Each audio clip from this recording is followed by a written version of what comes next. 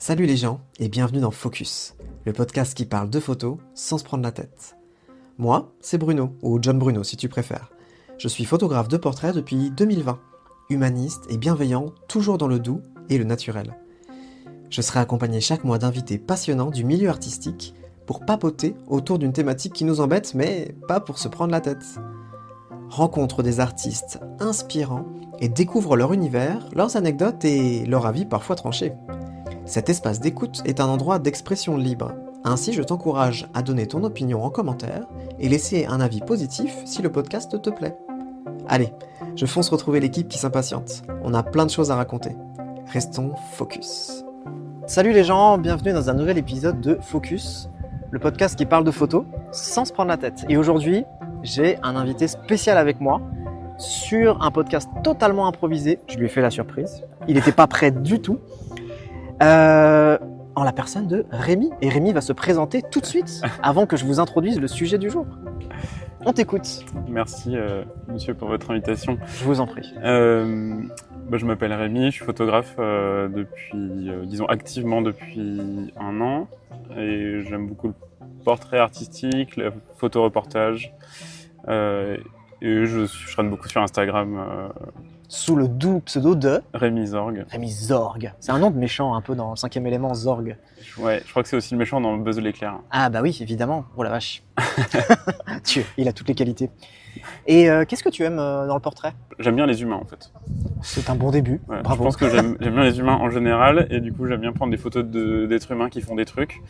Dans plein de circonstances, donc soit maîtrisé, soit pas maîtrisé. Donc maîtrisé, ça va plutôt être du portrait et ça va être réfléchir à donc là comment la lumière se pose sur quelqu'un, quel rôle va jouer la personne qui va poser, vu que c'est maîtrisé et puis ensuite question de DA, d'outfit, de quelle ambiance on crée et puis de la relation aussi avec la personne avec qui je fais des photos, comment on va s'entendre et avoir un feeling pour créer ou pas.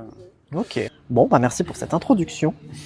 Si vous entendez du bruit autour, c'est normal, nous sommes au parc de la Folie Saint-James, à Neuilly-sur-Seine. Le sujet du jour est le suivant. Est-ce que, en tant qu'artiste, nous devons ou nous avons une responsabilité à nous engager ? Est-ce qu'un artiste doit s'engager ? Est-ce que avoir un avis, une opinion politique, est-ce que c'est bien, souhaitable, pas souhaitable?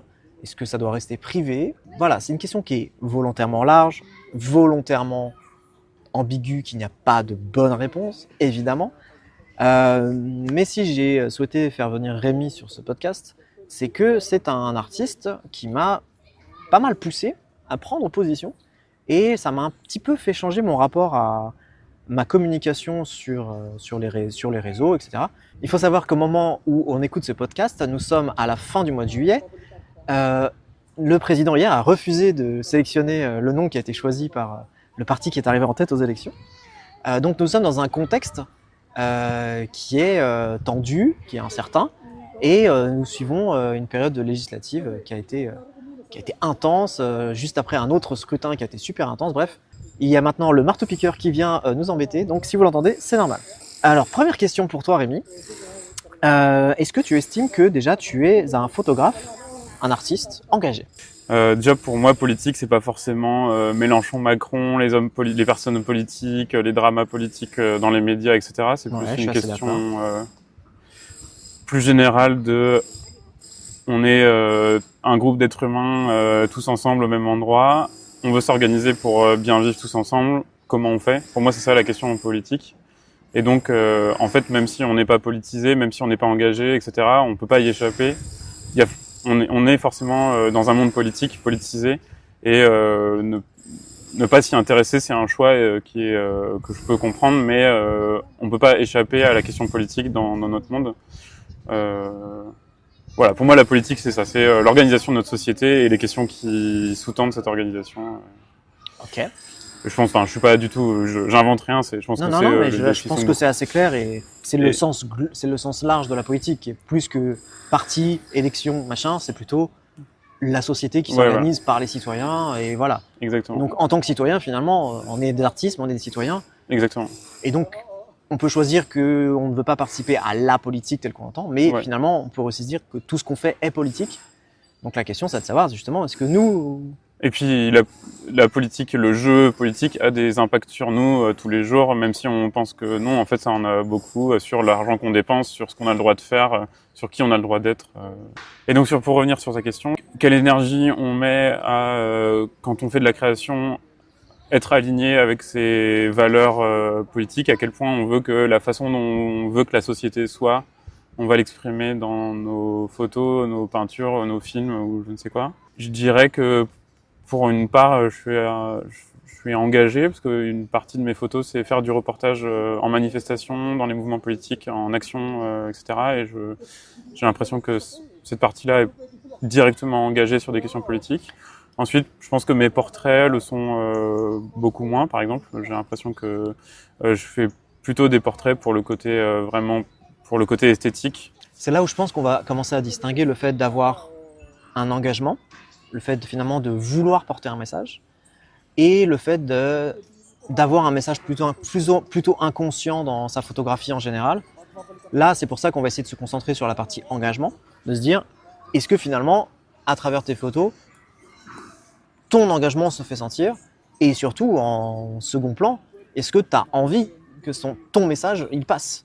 Je pense que j'ai envie que mon message passe. Je pense que j'ai envie qu'il y ait un message dans mes photos. Et le fait que pour l'instant je sois pas complètement satisfait du message qu'il y a notamment dans mes portraits me fait aussi remettre en question ma démarche et me fait me questionner sur ce que j'ai vraiment envie de faire, est-ce que j'ai vraiment envie de montrer. Ce qui est plutôt sain, on l'a déjà dit, pour un photographe. De se remettre en question, c'est une bonne chose, les enfants. Il faut se remettre en question. Nous ne sommes pas un gros paquebot sur la mer. Nous sommes la mer. C'est beau ce que je dis. En fait, je pense qu'il y a un truc qu'il faut peut-être, dont il faut avoir conscience, c'est que quand on produit des photos et qu'on les publie, on a un impact politique autour de soi. Donc on peut dire non, mais c'est pas vrai, ou on peut en avoir conscience et tout, mais en fait c'est le cas. C'est-à-dire quand on produit des œuvres et qu'on les présente au monde, on a un impact sur le monde qui nous entoure. Par exemple, les films Marvel se veulent pas politisés, etc. En fait, ils ont un poids politique. Et quand on ne dit rien, le poids politique qu'on a, c'est de maintenir les choses telles qu'elles sont, par exemple. C'est de dire qu'on est satisfait avec le monde qui nous entoure, et ça fait partie. Et mais il y a quand même un message politique derrière. Oui, finalement, dans la moindre de nos œuvres, on peut y déceler un message politique, même s'il n'est pas propagandiste. Même s'il n'est pas, tout même est finalement politique. Même s'il n'est pas directement explicite, je dirais peut-être. Oui, c'est ça. Propagandiste. Oui. Et la propagande étant le message politique le plus explicite. C'est comme ça que je l'entendais. Effectivement, tu as pris l'exemple de Marvel, qui est finalement une exposition d'un film d'action où tout se passe bien dans une Amérique forte. Et voilà, c'est un message politique, mine de rien. De dire qu'on valorise un système, on valorise l'émergence de héros qui sauvent la société, etc. Tout ça fait partie de sécuriser un modèle politique, sociétal, etc. C'est drôle parce que hier, j'ai vu un film qui s'appelle Goodbye Lénine. Ah ouais. Et qui est une critique assez tendre, mine de rien, du communisme. Ouais. Et finalement, pour le coup, le film entier a un message qui est de remettre en cause le communisme, ses dérives, mais aussi en parlant de ces bonnes choses qui ont été prises, et de progressivement voir la transition vers un capitalisme complètement décomplexé, qui petit à petit va instaurer ses propres dérives, etc. Donc finalement, l'art, il a cette manière toujours de présenter les choses, mais tout comme on l'a vu dans un des épisodes précédents du podcast, chaque parole donnée n'est pas neutre, ne peut pas être neutre. Donc c'est là que le fait d'avoir un engagement en tant qu'artiste, c'est là qu'il faut se poser la question. C'est, vu que on assume le fait de ne pas être neutre, à ce moment-là, est-ce qu'on est dans notre rôle ou pas ? Sur la question par exemple, quand on fait des portraits sur Instagram, on va shooter des gens. En fait, on va souvent shooter des personnes qui ont déjà un peu d'expérience et qui sont aussi dans des canons de beauté de la société. De ce point de vue-là, par exemple, on a une action politique qui est de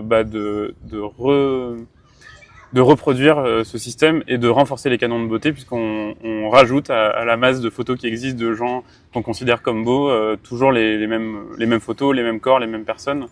Et donc, je trouve que c'est un truc auquel il faut avoir conscience, c'est dur de s'en échapper et de faire autrement, évidemment, mais quand on prend en photo des corps, le fait de prendre en photo des corps qui sont toujours les mêmes, on renforce les standards de beauté et en fait on produit potentiellement des choses négatives autour de nous. Donc malgré tout, ce qu'on fait ou ce qu'on ne fait pas, finalement, ça devient politique. Là, on va imaginer le fait que je décide d'avoir un projet de photo qui est de prendre des personnes qui sont à mobilité réduite, voire avec une situation de handicap très fort.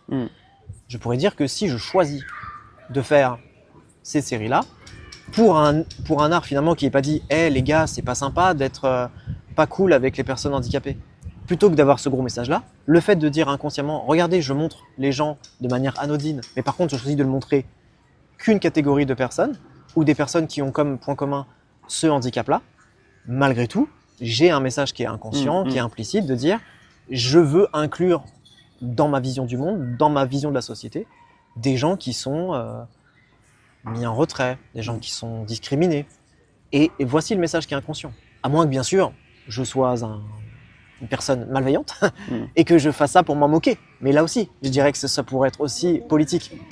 De dire, je me sers de cette figure-là pour m'en moquer inconsciemment. Mais bon, là, en l'occurrence, c'est pas ce que j'ai prévu de faire et j'ai pas prévu de faire ça. Vous avez compris l'idée. Mais voilà, pour vous dire que, quoi qu'il arrive, ce qu'on décide consciemment en tant qu'artiste, ou je dirais même inconsciemment, il y a toujours une espèce de politique un peu sous-jacente qui pour moi n'est pas forcément de l'ordre d'un engagement conscient, mais qui finalement est plus un miroir de nos valeurs, ou plus une projection de ce qu'on aimerait voir au quotidien. Donc c'est un peu ça. Là j'ai un exemple, c'est si on shoot par exemple juste les personnes qu'on trouve sur Insta, les plus populaires et les plus compétentes, etc. On va avoir un biais de sélection qui correspond au biais de sélection de la société autour de nous, et en fait elle est pas spécialement équitable. Et par exemple, si on dit, je sais pas, les personnes racisées en France, donc c'est-à-dire les personnes noires, arabes, d'origine asiatique, etc. Perçues comme non blanches, quoi. Perçues comme non blanches, et ben elles vont avoir souvent moins de place pour pouvoir poser, gagner de l'expertise en photographie, en pose, en fait en mannequinat, ou être moins choisies par les agences de mannequins, parce que bon ça c'est sûr, les agences de mannequins sont extrêmement sexistes et racistes, mais ça on le sait de toute manière. Et du coup, si on a une approche neutre à tout ça et qu'on dit ah mais je choisis pas, je prends les personnes les plus compétentes, en fait on renforce ce biais, et pour casser les biais, bah il faut aller et c'est là que ça peut être difficile en tant qu'artiste, il faut aller chercher potentiellement des personnes qui sont moins compétentes, mais qui permettent aussi de représenter un peu tout le monde. Parce que, on le sait, s'il n'y a pas de représentativité, il y a moins de gens qui arrivent dans ces positions-là, et on garde ce statu quo éternellement, sans faire bouger les choses, alors que et on peut être content de ce statu quo, mais c'est aussi une position politique de dire qu'on veut photographier surtout des personnes blanches et tout, quoi. C'est quelque chose qui est. Mais ça me fait penser à. C'est un choix, quoi. Ça me fait penser à deux exemples.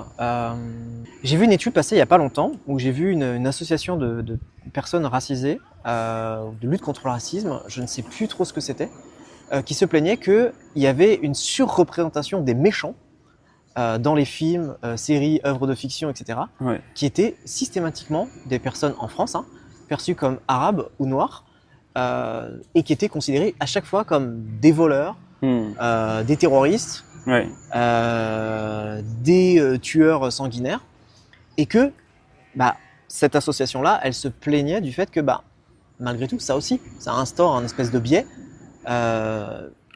qui est forcément un biais raciste, qui est inconscient, certes, parce que je me dis pas, je pense pas que le réalisateur de base, il se dise, il me faut un méchant, trouvez-moi le premier noir qui vient. Je pense pas que ce soit ça. Mais naturellement, on va aller répondre à des codes inconscient que la société est là. Je veux dire, Scar dans Le Roi Lion, Scar, il porte bien son nom, mais s'il n'avait pas une cicatrice, peut-être qu'on se dirait qu'il n'est pas méchant.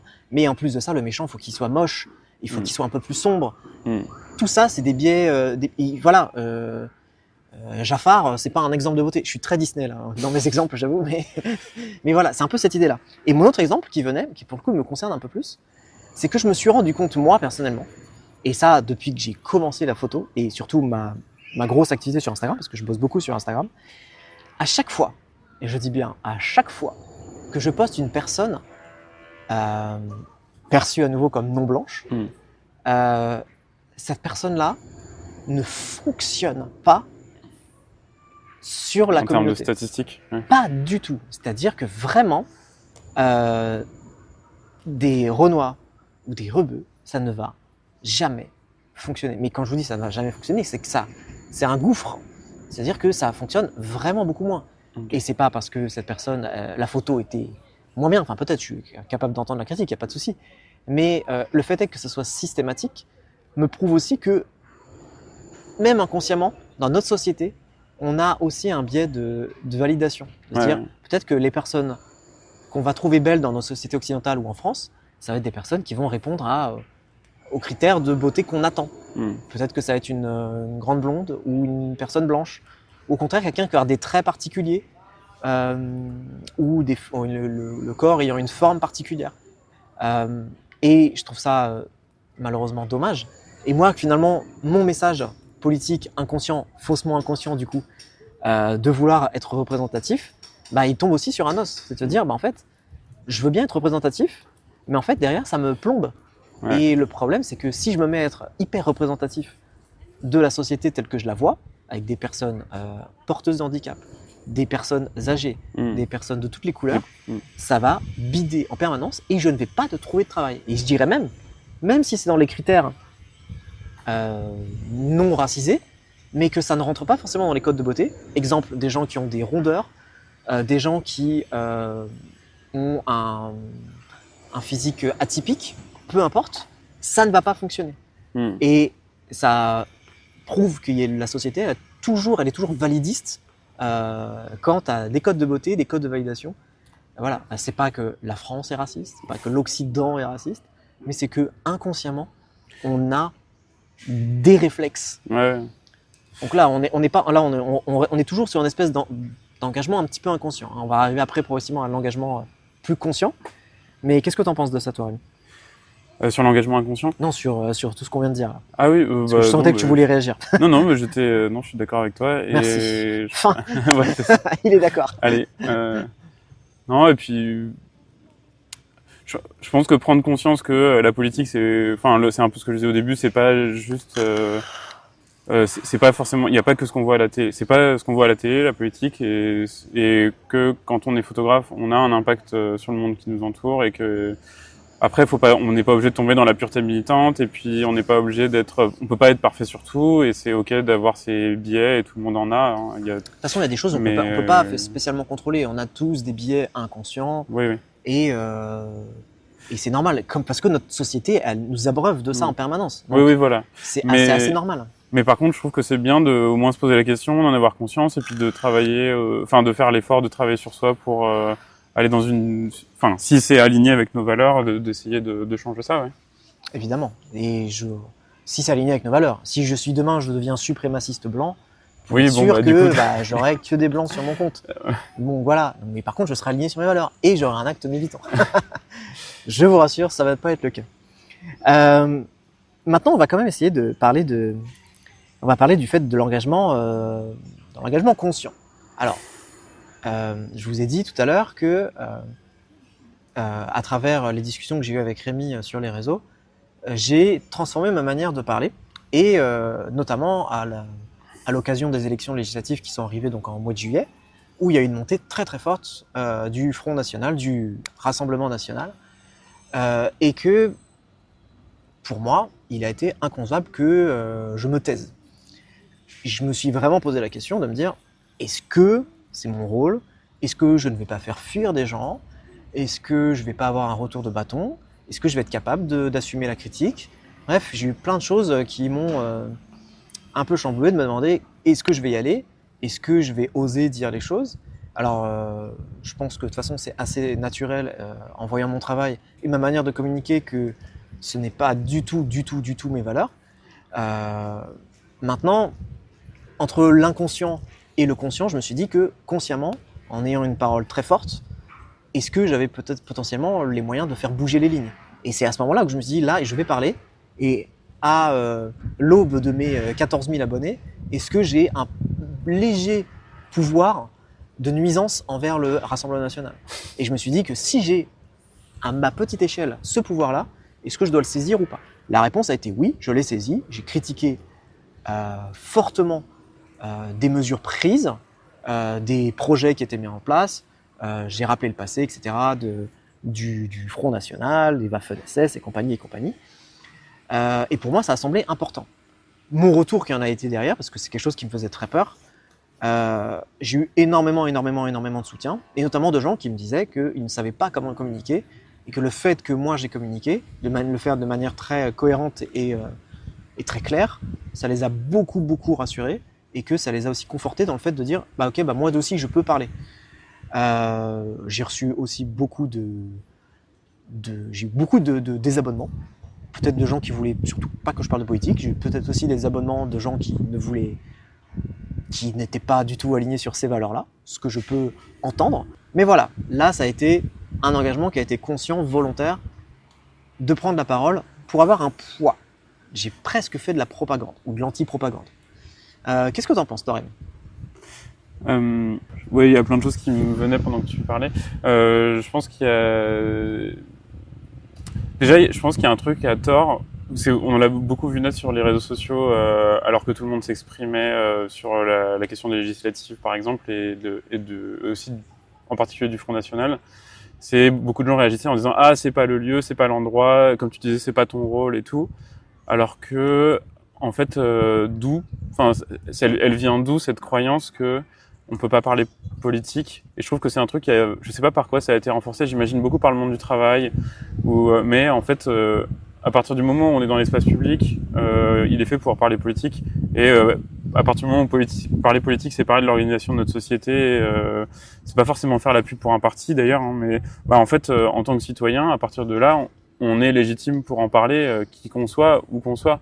Maintenant, je comprends qu'il y a des lieux où, de façon extrême, il faut surtout pas le faire, ou des trucs dans le travail ou quoi, je ne sais pas, ou que ce soit interdit par un règlement. Mais en l'occurrence, quand on est des artistes sur Instagram, et justement quand on est des artistes sur Instagram, je pense que c'est vraiment exactement l'endroit où on a le droit de le faire si on en a envie. Je dis pas que c'est obligatoire. Je pense que c'est un peu à chacun de faire son chemin là-dessus aussi, hein. Faut pas non plus forcer les gens.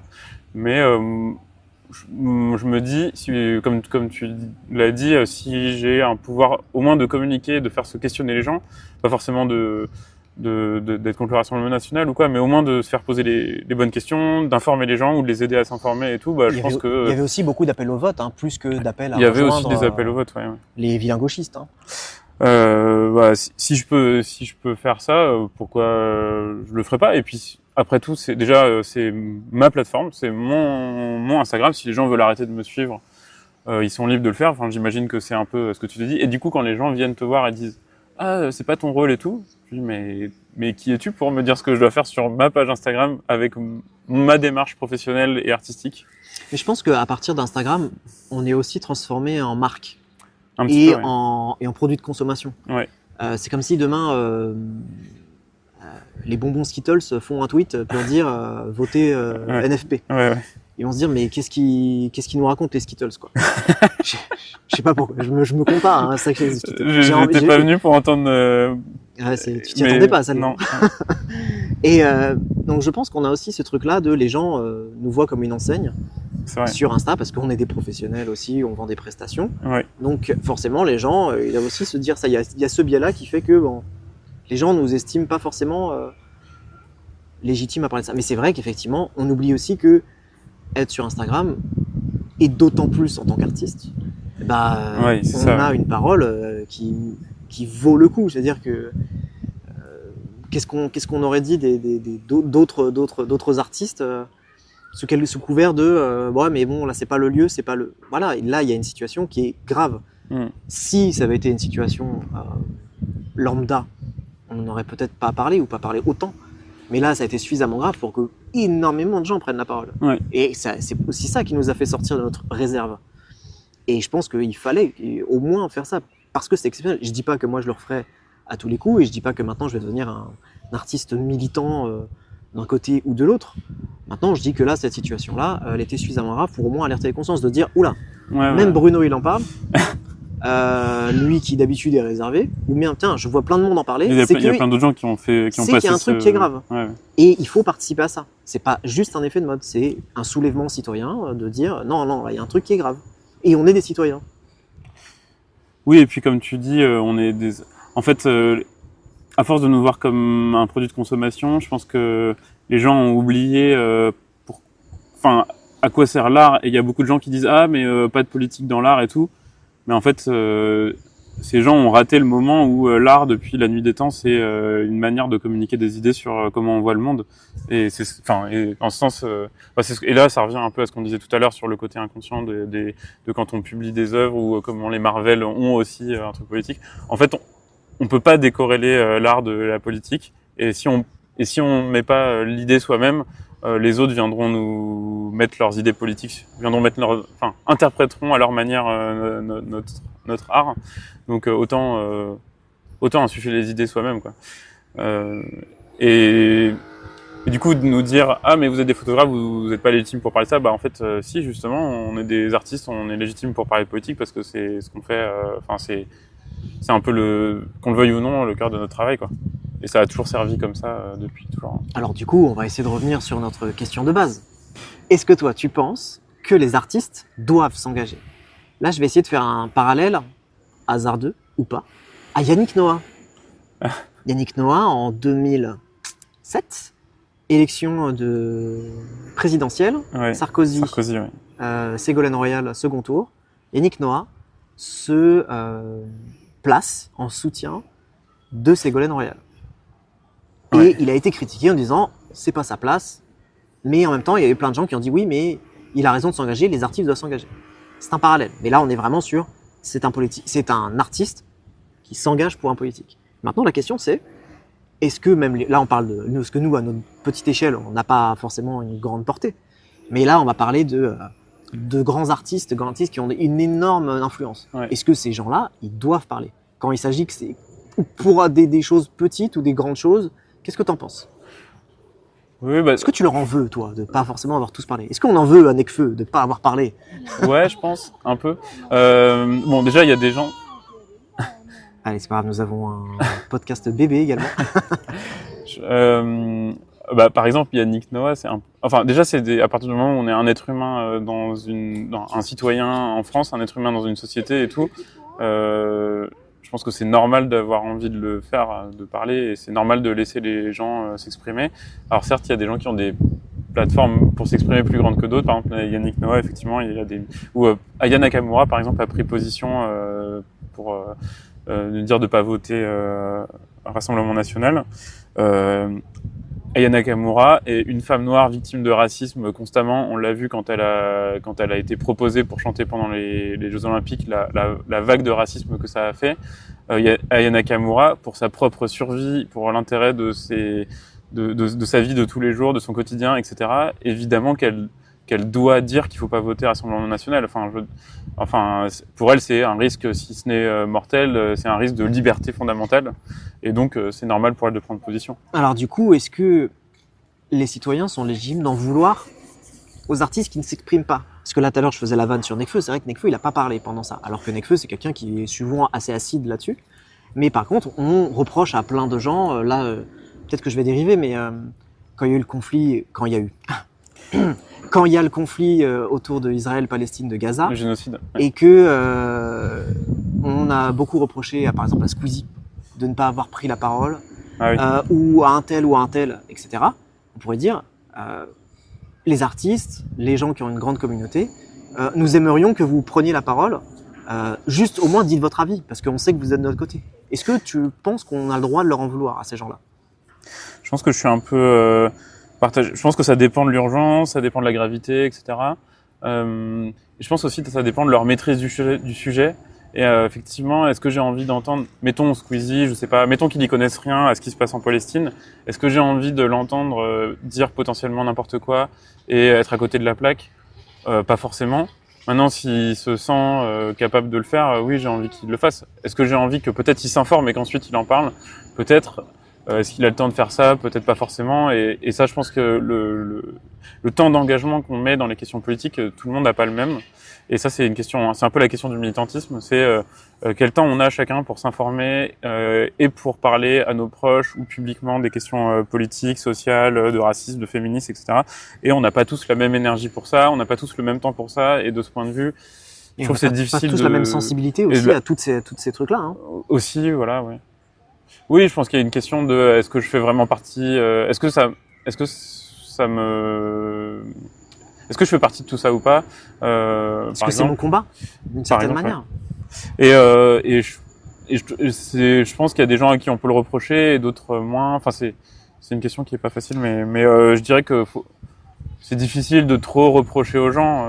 Ce qui est drôle, c'est que il y a eu c'est marrant parce qu'il y a les deux extrêmes finalement. Il y a le fait de critiquer des gens qu'on estime ne pas avoir la légitimité de parler, en disant ce n'est pas ton rôle de parler. Ouais. Et pour autant, dans l'autre côté du spectre, on fait une espèce d'injonction à s'exprimer à des gens qui forcément n'ont pas grand-chose à voir. Mais par contre, comme ils ont une parole très large, on leur dit allez, dis un truc sur ce sujet ou ce sujet-là. Donc finalement, on a la critique de la responsabilité et la critique de la légitimité des deux côtés. Et en plus, c'est marrant parce que souvent, à cause d'un biais de, je sais pas comment on appelle ça, un biais d'aura, je dirais, on a tendance à croire que quelqu'un, parce que la personne est connue, est douée dans quelque chose, elle va aussi être douée dans d'autres choses. Et notamment, Squeezie, typiquement, il a peut-être aucune compétence sur la question de la Palestine. Est-ce qu'on a envie que quelqu'un qui n'a aucune compétence se positionne et par exemple, oui, ce serait peut-être juste des magots au final. Et ça va peut-être être des mauvaises propositions, ça va peut-être être des mauvaises positions politiques, pas informées, pas réfléchies, pas compétentes. Ce serait presque plus dommageable au final. Et ça, ouais. Alors après, c'est vrai que sur la question, en fait, il y a des questions qui sont plus simples, je pense. Typiquement, est-ce que il y a un génocide en Palestine et est-ce qu'il faut que ça s'arrête? Probablement ça c'est documenté. Ça me paraît plutôt oui. C'est l'ONU qui le dit et c'est pas moi. Est-ce que le RN est un parti raciste et dangereux pour notre société, notre République? C'est pareil. Je pense que c'est une question sur laquelle c'est beaucoup plus facile de trancher. Il n'y a pas besoin d'avoir une expertise et sur laquelle on peut attendre de certains artistes que effectivement là, comme tu disais tout à l'heure, il y a plein d'artistes qui sont mis. On pourrait se dire là quand même tu peux prendre position quoi. C'est pas très dur. Mais alors du coup là, on va arriver sur la question de est-ce qu'il y a un risque à s'engager?